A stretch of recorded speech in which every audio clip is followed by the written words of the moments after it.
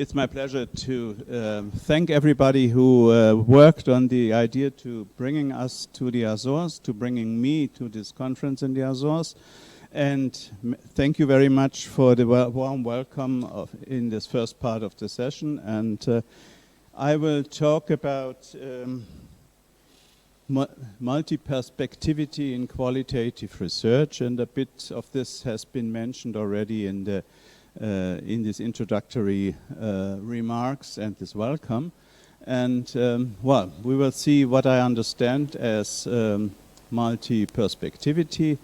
And of course, I welcome everybody who's online connected to this session here, as well as those who are in the room. I wanted to say that before. So, and okay, just that. So, what are the starting points of what I'm talking about? I've been working with multi-perspectivity almost all of my life in science, and I've studied various subjects at the same time, and I'm a sociologist and a psychologist. And what does multi-perspectivity mean in qualitative research? I want to discuss that for various social contexts, and it is constituted by specific complex social problems and specific life worlds. And what I'm talking about today are multi-perspective issues which are embedded in the field of institutional interventions and their impact on life worlds. And how can a multi-perspective approach extend what we can do with qualitative research, and what means quality in the context of multi-perspective qualitative research? Starting points. We'll talk about starting points a bit. I've started already talking about starting points to give you an idea what's the background of the methodological issues I will talk about later, and the examples I will talk about later is like. We can distinguish three phases of constituting complex social problems, which can lead to differing views on it and forms of impact, meaning that there are people in the world or are working together or living together who have different views on the same issue. These three phases are the identification of problems. In the medical or psychotherapy world, you would say the diagnosis, what's the problem, what that should be treated. The second one is the treatment of problems. Someone does an intervention, plans an intervention, someone looks for help and receives an intervention. And the third one is the integration into everyday life. What do we do with a, for example, mental health problem, or with a chronic illness or homelessness? How do we consider and constitute some kind of a everyday life with these problems? We can realize on a methodological level this idea of a multi-perspectivity in various ways. We can combine several methods in the same study. We can methodologically address various aspects in one design, and we can think how do we have to adapt a specific methodological approach for various target groups, for example, lay people and experts. And we can make it work, or we can rely on using several theoretical approaches. So I want to talk a bit about theory and theoretical backgrounds, which the examples I will present later on are based on or are referring to. The first starting point is a psychological one, the idea of a social representations theory that Serge Moscovici has developed from the works of Emil Durkheim about individual and collective representations. And it is basically the ideas, the very basic ideas are listed on this chart, that social groups have differences in the perception and interpretation of the same situations or the same the same topics, and we should try to understand the differences between the social groups. For example, professional representations versus users' representations. The clients understand something different of the same compared to a therapist, for example. Or the mutual expectations in the therapy process, or the utilization barriers against specific forms of support. Why don't people go to the doctor if there's a doctor around who could help them?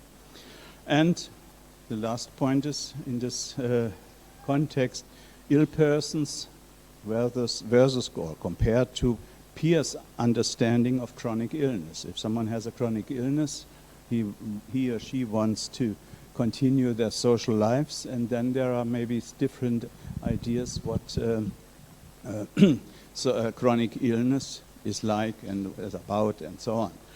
The second approach, theoretical approach, comes more from the sociology. Holstein and Miller have developed an approach which is called social problems work. And it is focusing on the idea that we should look at how people label certain social problems. For example, label someone as homeless or mentally ill or chronically ill and so on. So what are the conditions under which these labels are produced and used? And social problems work has to look at the way these categories, like for example homelessness or mental illness, are shared and applied in a process of working with clients or clients working with therapists. And social problems work may be more broadly understood, including any and all actually implicated in the recognition, identification, interpretation, and definition of conditions that are called social problems. And I will return to a number of social problems and try to be a bit more easy in the language and formulating that. And the last theoretical approach I will mention is called doing transitions. And there are several approaches which are interested in looking how people move from one phase in their life to a second one. And we have, for example, fields of education, from the kindergarten to the school, from the school to the university, or in the field of work, from training to working, from one job to another, or migration, moving from one culture to a different culture, or one country to a different culture, or health, for example, moving from the status of being healthy to illness or chronic illness. And transitions are not really normed, so that there's a fixed procedure, but this is people can and have to shape them in a specific way, so that they can continue with some things and are adapted to the new situation. And transitions lead to transformations. I have a different view on my situation, for example. Whoops, was not. So, sorry, it's a different computer. What are methodological approaches to understanding these kind of processes and these kinds of multi-perspective approaches to social problems? have been working for a long time with the concept of triangulation, which had been originally developed by Norman Danzin, and I've tried to develop that a bit further. And this is based on the idea that we use several methods, several forms of data, for example, to understand or to take different perspectives, differing perspectives on a specific issue under study. And the idea is that it's not just some kind of a test for research results, but that this is the aim is that we learn more about the field and that we produce knowledge on different levels. Sorry. So, I've been talking about backgrounds, I've been talking about theory, and I've been talking a bit about methodology. Now we come to what I've called insights research examples. And I've started this kind of overview of this idea of multi-perspectivity with an example which can be called subcultural multi-perspectivity. And the question of what, or the question behind that is, what is the role of health in the situation of homeless adolescents? And what happens when this part of health is changed into or transformed into something we would call chronic disease, chronic illness, chronic conditions? And we did an approach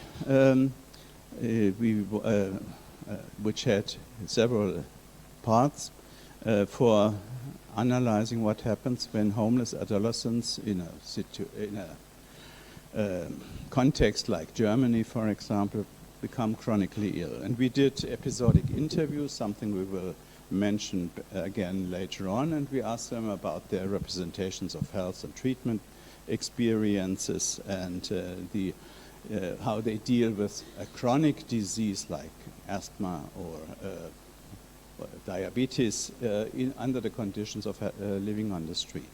And we took a second approach. We asked experts whom they could turn to, the homeless adolescents, people who are offering treatments, and we asked them what is their representation, their idea of homelessness, of homeless adolescents, and how do they explain that people are not going to use the offers which are around. And the third one was participant observation, the third approach. We did some kind of ethnographic work for 1.5 years. And I've mentioned the episodic interview already. The idea is that we have knowledge about situations. The first time I remarked that I'm not really healthy anymore, there's something hurting. Then I find out that it is the situation, not just a disease, but a chronic illness, which I have to adapt to. These situations are in our episodic knowledge, as the psychologists are saying, and this is something we can ask people to recount the situations. But on the other hand, people develop some kind of semantic knowledge. What is an illness? What is a chronic illness? What is a dramatic chronic illness? And so on.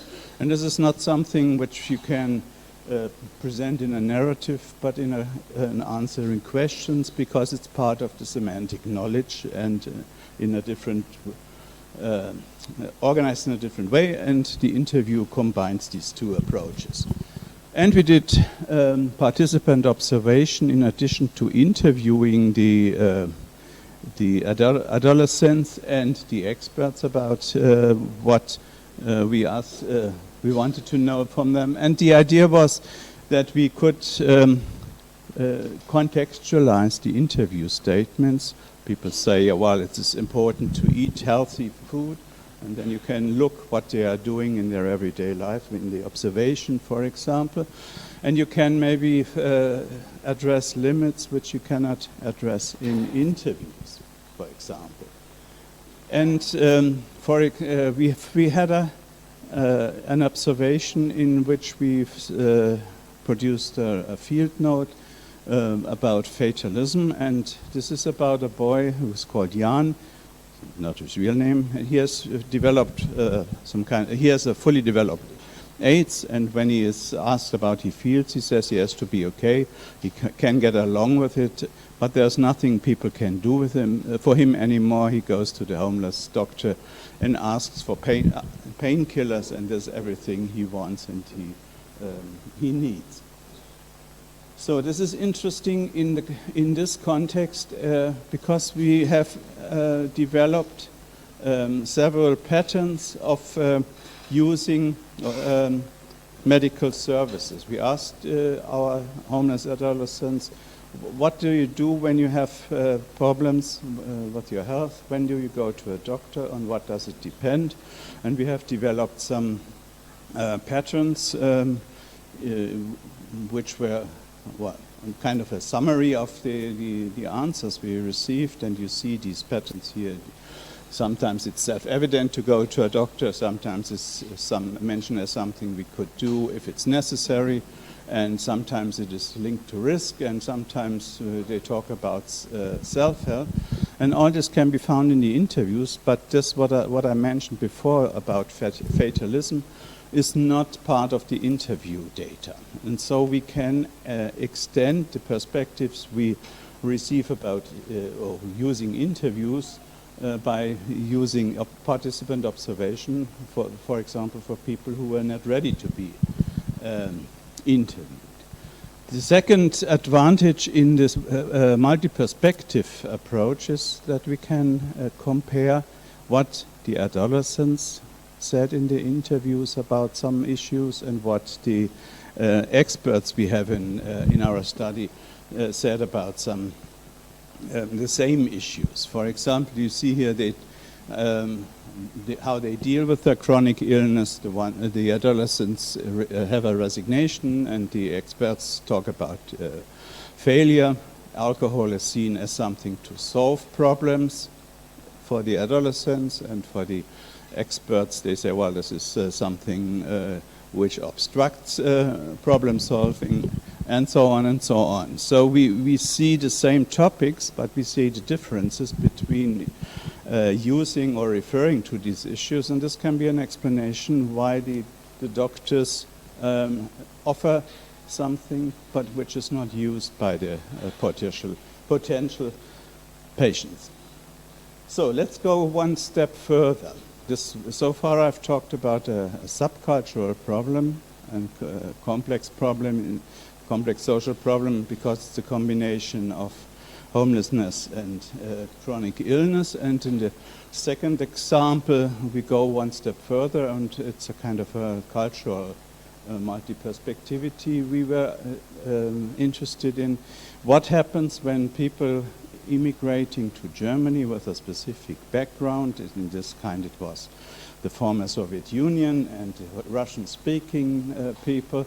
What happens when they develop or have some kind of a drug problem and try to find help in the German or West German field of drug therapy?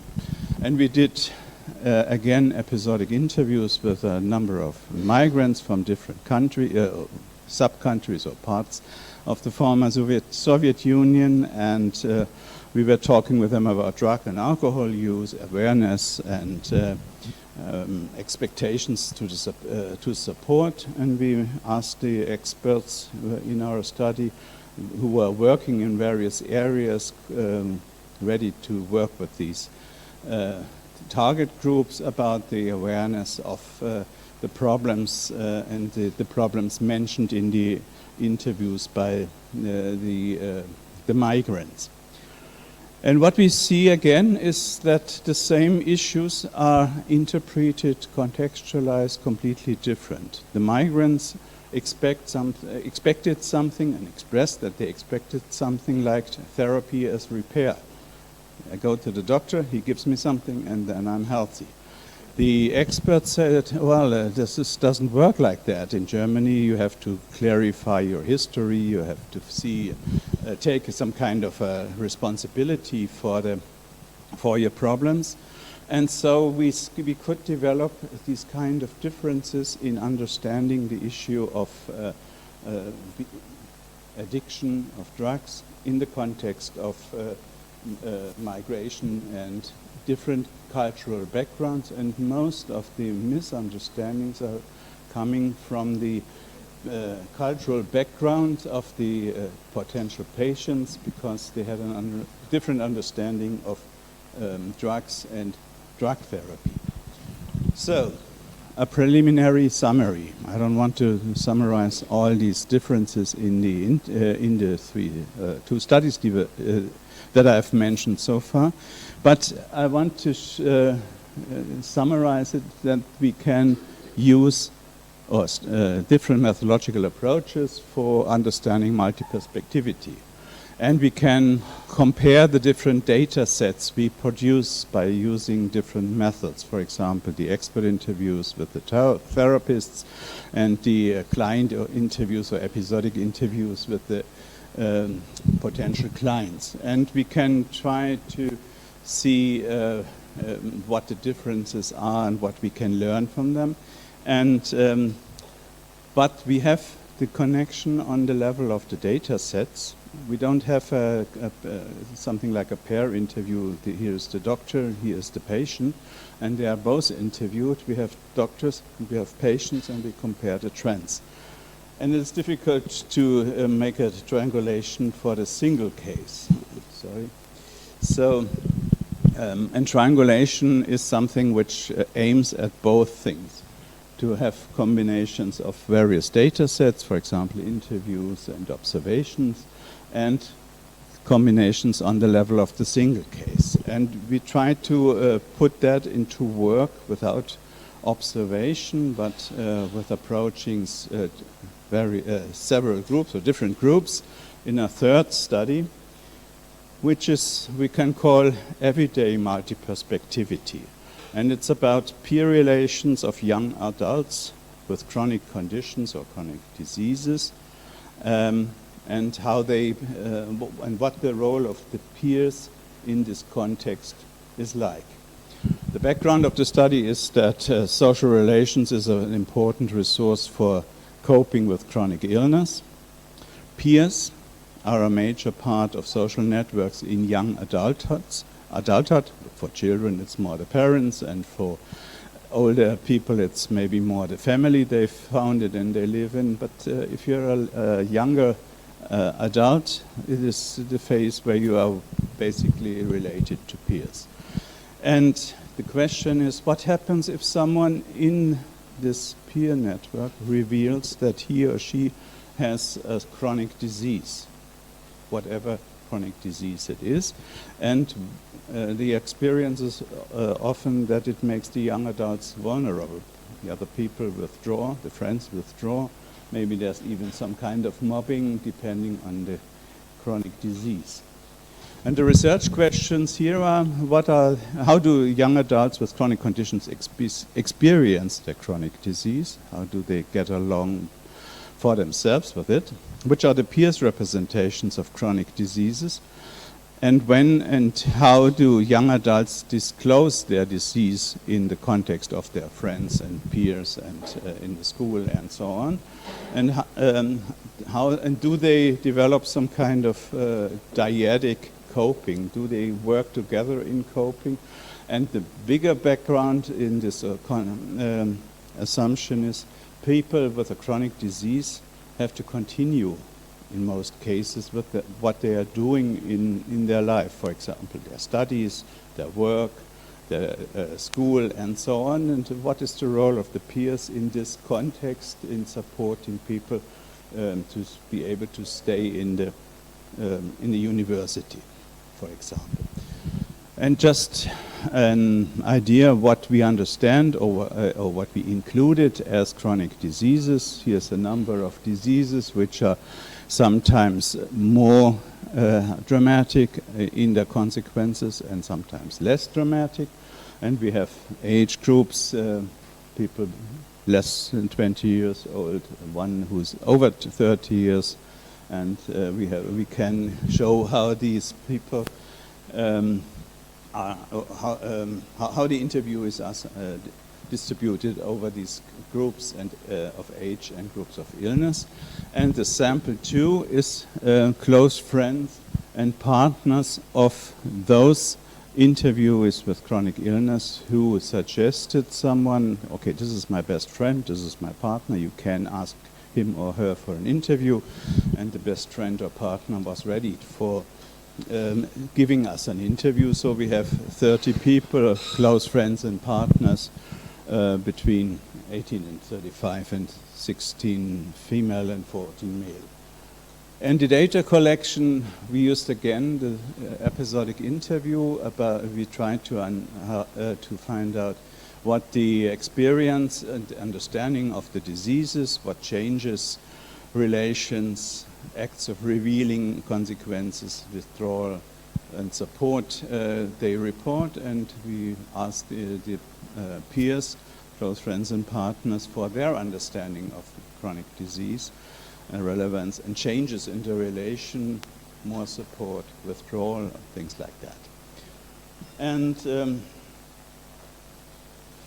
what we did basically is the same interview with the same questions for both sides of our samples, the peers and the chronically ill people.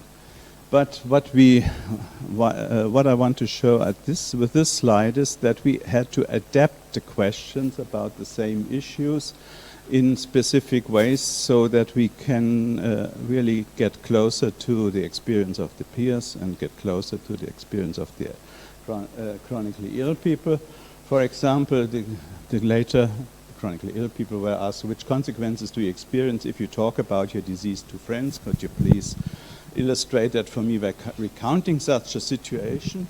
And in the peers, for the peers, we asked about the same issue. Please try to remember how it was when you learned that your friend is ill with cancer, for example. Please recount the situation for me. And so we have adapted questions for the same issues.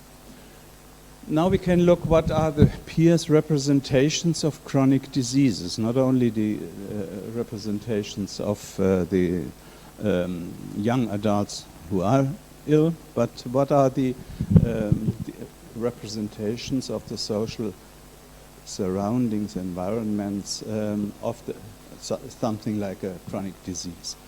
What we found is that it depends very much on the management of the self-management by the people with the disease. And they say, well, if people manage to have a successful self-management of their disease, they will live as being free of symptoms.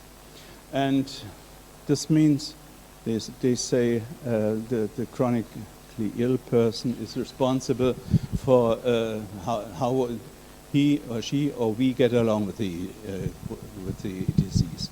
Then another point is that they say, well, this is a threat for the quality of life, and so people cannot really move on as they could be without this disease, and so there's a limit for the physical and social well-being. And the third approach is, third group is reflecting a lot about the integration into everyday life. How can we make a disease like diabetes or asthma or whatever we had, or cancer even, as part of our daily life, which we have which we share in the daily life of the patient. And the question is then about social integration. So now let's look a bit at the disclosure strategies of young adults with chronic disease, because as I already said, that can be a tricky decision to disclose it to the wrong people, maybe, and to having to live with the reaction. And we found a number of patterns in this, in the way people talked about when and how they talk openly with other people about being chronically ill. And Gabriel, for example, with this inflammatory bowel disease, says you don't like to see yourself as sickish, fragile, and so, and not nice. It's not nice. And of course, you would not just simply like to talk about it. It could be important, or it was relevant to mention that you address this, but not if it is not necessary, of course not. And then these interviewees in this pattern, other interviewees and other statements show that people are rather uncertain, or interviewers are rather uncertain when and to whom and to which and people and how they should reveal their or disclose their situation. And they have also problems with accepting the illness themselves, and this is the background of this resistance again, being openly talking about this disease. And disclosure is then only planned or practiced with very close and friends and reliable partners. There are people who are rather selective. For example, Philip has a testicle tumor, and he says, Who can I rely on now? Who can do me good? Also, I need to think about the fact that, of course, I wouldn't tell that to any loose friendships, because there's no purpose or meaning in that. You can again see that people have what have people in common, which can be summarized in this pattern. This is a step-by-step revelation or disclosure, and friends seem to be over-challenged by the information, okay, I have cancer, for example, and the fear is that interviews are reduced to being sick, having the disease, even if it's a dramatic disease, and the rest of the life is no longer seen as important by the people around them. And they have a functionalistic approach. Friends who can help and be a resource for support will be informed.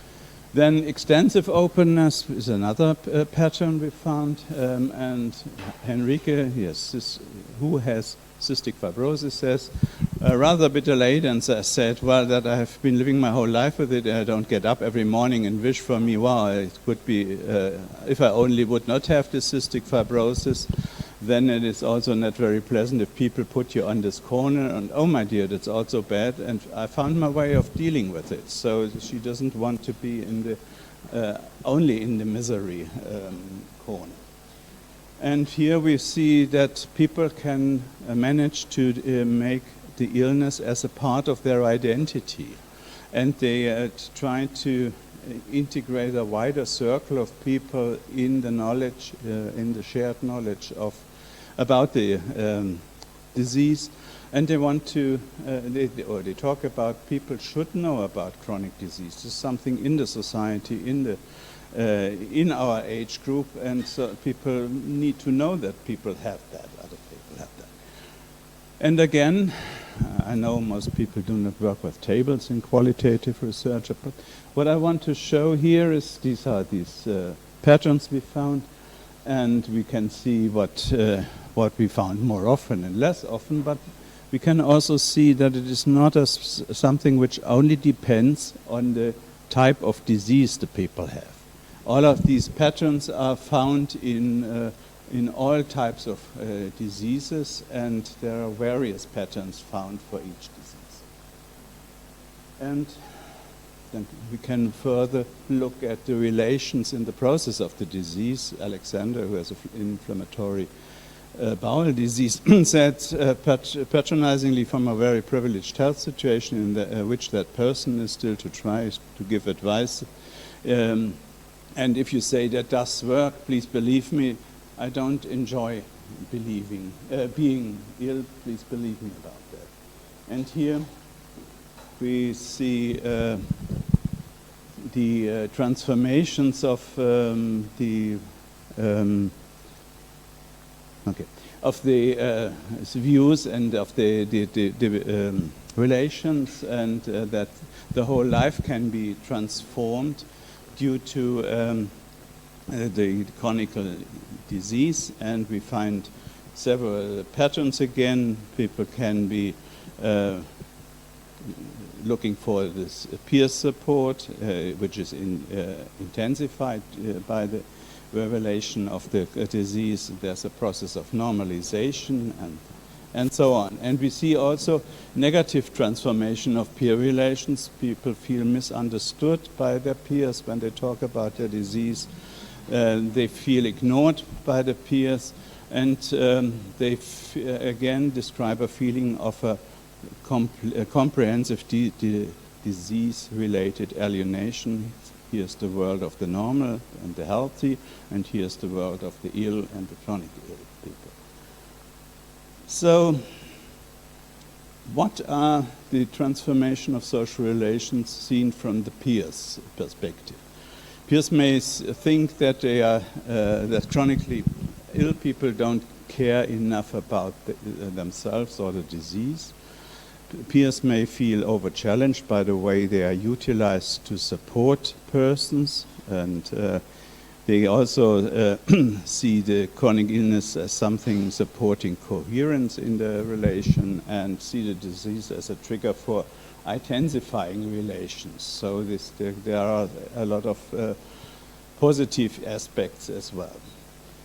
I mentioned that people have a specific understanding in our study about self-management. Self-management means the disease management, to take the pills in the right moment and not forget it, and to organize the everyday challenges of studying, of working, and so on. So this is why we are talking about self-management and disease management.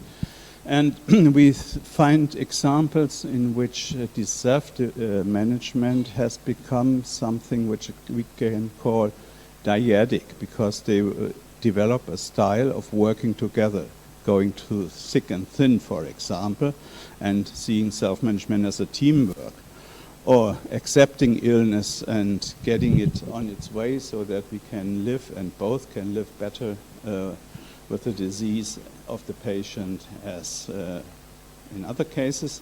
Establishing normality, trying to say, okay, this is a part of life, but the rest is still normal. Let's focus on what is still normal. And being lost, that means that the chronically ill adults describe a high level of stress, and this structures the relation with the peers, and the struggle for autonomy, and peers describe being overwhelmed. So if we compare again the perspectives, the chronically ill and the peers, we can see that both sides try to refer to the chance of a normal shared everyday life despite the chronic condition on one side. They try to intensify the relations by more open and more honest communication.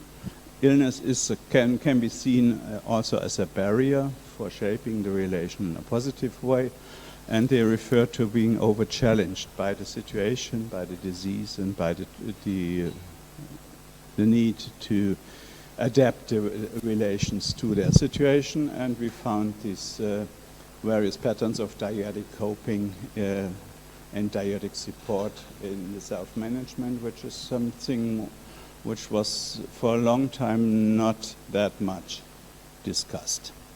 So now I hope I produced some insights into what we can do with, or what the insights we received about complex social problems by using a multi-perspective approach. But this is not a meeting about chronic diseases or the other examples which I mentioned, but it's a meeting or a conference, a congress about qualitative methods, and so I want to say something about methodological challenges linked to the examples and to the attempts to develop a multi-perspective, an adequate methodology for multi-perspectivity and understanding that. Challenges. As I mentioned before, we asked the patients, the chronically ill people, before the interview whether they'd be ready to mention a close friend we could interview for their own perspective, the close friend's perspective, and build up a contact. That worked not in every case. You saw that in the sampling table. And we lost one or two people who said, okay, I would like to give you an interview, but friends, I want to, they should be left alone. And so this can have some kind of a bias. Another point is, this is an old idea about, in the context of triangulation, that and this is also if you apply it to multi-perspectivity in qualitative research, we have three basic outcomes to expect. The one is a convergence of results from different approaches. The experts say the same basically as the homeless adolescents. The peers say the same as the chronically ill people or adults are saying. Okay, this is one thing which can come out. The results of the approaches are complementary. I understand the side of the peers in addition to the experiences of the target group of my study, the chronically ill adults, and but I have learned more about that. Results can diverge, which mean they can contradict each other, as in the examples of the understanding of alcohol in the context of chronic disease, in the context of homelessness, which the people on the street say, well, that's the only way to stand it in a way for me. And the therapists and counselors say, well, as long as they drink, they will never get along with their problems or use drugs. There's a lot of practical problems linked to multi-perspectivity through triangulation. Different logics of sampling. Interviews are sampled for interviewees, persons. Observations are mostly sampled for situations in which we expect that something will happen and not about individuals. Then the question, which methods are appropriate and which methods are to be combined in a very perfect way. And what are the relation of data types, how to link observation data and interview data or results to each other. How can I develop these links, which I presented here. Then the presentability of the procedure and the results. It takes a lot of time to present what I presented here in 15 minutes. Would have been a bit more complicated. So this is a general problem in such complex studies. Sometimes ethical issues come up which are not coming up in a single approach study. And the resources, maybe you need many people or a lot of time for doing such a study. And sometimes the researchers are overwhelmed by what is expected from them in making such a study work. And this is a never-ending story, because now after we've compared the chronically ill people with their peers, we could also go on and look for the experiences of their parents or of experts in the healthcare system and so on. So there's always a good idea how to move on. So, and in the end, multi-perspectivity and the quality of qualitative research. Extending the approach to complex issues and extending the complexity of showing the what is relevant for a complex issue is, as such, is a good idea. We are extending the diversity in analyzing complex issues. And the question is then, how can we balance the multiple perspectives in a way that we are doing justice to every of these participants and participating groups, and how to design multi-perspectivity in an appropriate way, and making qualitative research more systematic in approaching complexity.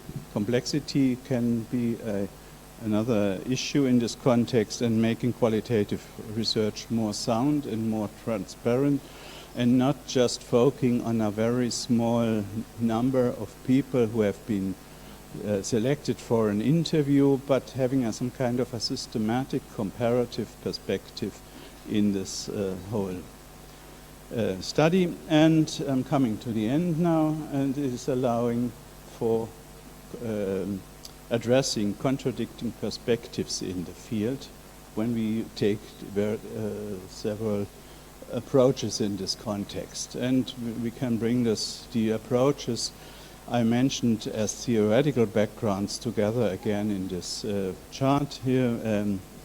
We are starting from the doing social problems in institutions and everyday life. How is this done? Then we can look at how the transitions are done, and managed from health to illness, chronicity, and transformations of everyday life. We can look at the diversity of representing specific issues between the chronically ill and professionals, or between chronically ill and peers. And it is an approach to understand the diversity in these processes, and hopefully a contribution to quality. And finally, one last remark. The relevance of multi-perspectivity depends on the research question you want to pursue. This is not a marketing session here for saying everybody has to do multi-perspective research now in qualitative research, but it depends on when and why you use it, in which context. And it depends on the relevance of the methodological embedding of methodological and empirical approaches. And of course, there are other approaches which try to develop it here in this overview. And the question, what is the level of linking findings and limits of feasibility? I thank you very much for your patience. I hope everybody understood my non-native English babbling, and it came through the online and streaming channels as well. And I'm waiting for questions. Thank you very much.